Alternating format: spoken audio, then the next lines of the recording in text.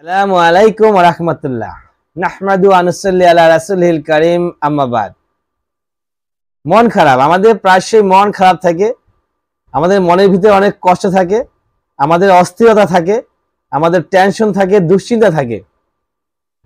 এগুলা সলিউশন কে দিবেন? সলিউশন দিবেন মহান রব্বুল আলামিন। আমি যত বড় অপরাধী হই না কেন, আমি যত বড় অন্যায় কাজ করি, যত খারাপ হই, আল্লাহর কাছে যদি আমরা চাই, আল্লাহ পাক আমাদেরকে দিয়ে দিবেন। আমাদের মন খারাপ, আমাদের টেনশন সব কিছু আল্লাহ পাক দূর করে দিবেন। মুসা আলাইহিস সালাম, হযরত মুসা আলাইহিস সালামের আমলে একজন ব্যক্তি ছিলেন যিনি অত্যন্ত খারাপ ছিলেন, পাপিষ্ঠ ছিলেন। তার পাপের শেষ নাই, তার অত্যাচার, মানে সে এত পরিমাণ অত্যাচার করতো মানুষকে, মানুষ বিরক্ত হয়ে গেল। একটা সময় সে বিরুদ্ধ হয়ে গেল, বয়স্ক হয়ে গেল, তখন আর তার পক্ষে অন্যায় করা, পাপ করা, অপরাধ করা সম্ভব হচ্ছে না, এবং সে মানুষের সঙ্গে আর শক্তিতে কুলায় উঠতে পারতেছেন না। ওই সময় এলাকাবাসী তাকে ধরে নিয়ে এক জঙ্গলে ফেলে দিয়ে আসলো, জীবিত অবস্থায়। জীবিত অবস্থায় জঙ্গলে তাকে ফেলে দিয়ে আসলো। সেখানে খাবার নাই, পানি নাই, থাকার মতো কোনো ব্যবস্থা নাই। তখন সেখানে সেই ব্যক্তি মহান রব্বুল আলামিনের কাছে প্রার্থনা করো, ইয়া রহমান, ইয়া রহিম, আপনি তো পরম করুণাময়, অসীম দয়ালু। সবাই আমাকে ফেলে দিল, সবাই আমাকে দূরে সরাইয়া দিল, আপনিও কি আমাকে দূরে সরাইয়া দিবেন? আমি অপরাধ করছি, আমি ক্ষমা চাচ্ছি, আমি স্বীকার করতেছি আমি অপরাধী, আমি অন্যায় করছি, আমি স্বীকার করতেছি। হে আল্লাহ, হে রহমান, হে রাহিম, আপনি আমাকে ক্ষমা করে দেন। মানুষ আমাকে দূরে সরাইয়া দিছে, আপনি আমাকে দূরে সরাইয়া দিবেন না। মহান রব্বুল আলামিন তখন ওই পাপিষ্ঠ ব্যক্তিকে ক্ষমা করে দিলেন। আল্লাহ সবাইকে ক্ষমা করে দেন। এত সুন্দরভাবে, এত করুণ ভাবে, এত নমনীয়তার সাথে ওই পাপিষ্ঠ ব্যক্তি আল্লাহর কাছে প্রার্থনা করলো, আল্লাহ পাক তার প্রার্থনা মঞ্জুর করলো এবং তার জীবনের সমস্ত গুনাহকে মাফ করে দিল। তখন মুসা আলাইহিস সালাম, তার মৃত্যুর পর 3 দিন হয়ে গেল, মুসা আলাইহিস সালাম স্বপ্ন দেখলেন ওই জঙ্গলের ভিতরে একজন ব্যক্তি মরে পড়ে আছে, এবং আল্লাহ তাকে অর্ডার করলো, হে মুসা, এইখানে যাও, ওই ব্যক্তি জানাজা করো, জানাজা দিয়ে কবর দাও। ওইখানে গেলেন, ওই ব্যক্তিকে খুঁজলেন। এলাকাবাসী মুসা আলাইহিস সালামকে নিষেধ করতেছেন যে পাপিষ্ঠ, এর কেন জানাজা হবে, এর কেন গোসল হবে?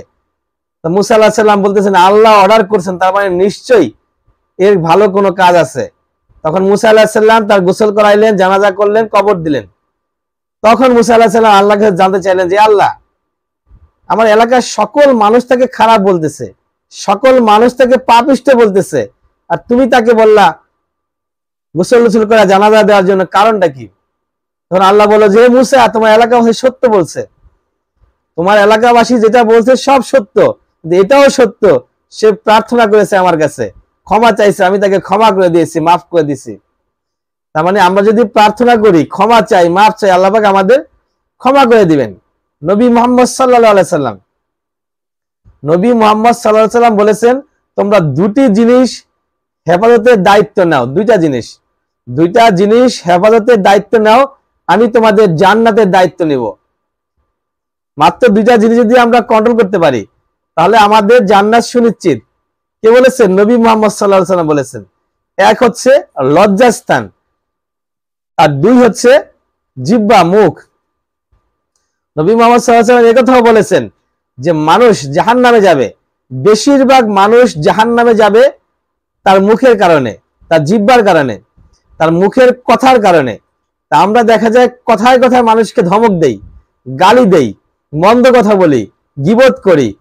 তো এই যে কাজগুলো আমরা করি, এই কাজগুলোর কারণেই ম্যাক্সিমাম মানুষ জাহান্নামে যাবেন। কে বলেছেন? নবী মুহাম্মদ সাল্লাল্লাহু আলাইহি সাল্লাম। অতএব আমরা যদি জান্নাতে যেতে চাই, জাহান্নাম থেকে দূরে থাকতে চাই, তাহলে আমাদেরকে মুখটাকে হেফাজত করতে হবে, চুপ থাকতে হবে। এই চুপ থাকার ফজিলত সকল নবী রাসূলরাই বলে গেছেন। দেশের যত বড় বড় বিজ্ঞানী, সায়েন্টিস্ট, সাহিত্যিক, কবি, লেখক সবাই একই কথা বলেছেন। যদি আপনি নিজেকে ভালো রাখতে চান, নিজেকে সম্পূর্ণ টেনশন মুক্ত রাখতে চান, আনন্দিত রাখতে চান, তাহলে প্রথমত আপনাকে চুপ থাকতে হবে, যেখানে কোনো প্রয়োজন নাই কথা বলার। যেখানে কথা না বললে আপনার চলে সেখানে আপনি চুপ থাকেন। অপ্রয়োজনীয় কোনো কথা আপনি বলবেন না, যেটা বলার কোনো প্রয়োজন নাই, যেটা কোনো দরকার নাই আপনার জীবনে, সেই ধরনের অহেতুক কোনো কথাবার্তা আপনি বলবেন না। তাহলে আপনার দুনিয়াতে সাফল্য, আখিরাতেও সাফল্য। ও আখির দাওয়ানা আলহামদুলিল্লাহি রাব্বিল আলামিন।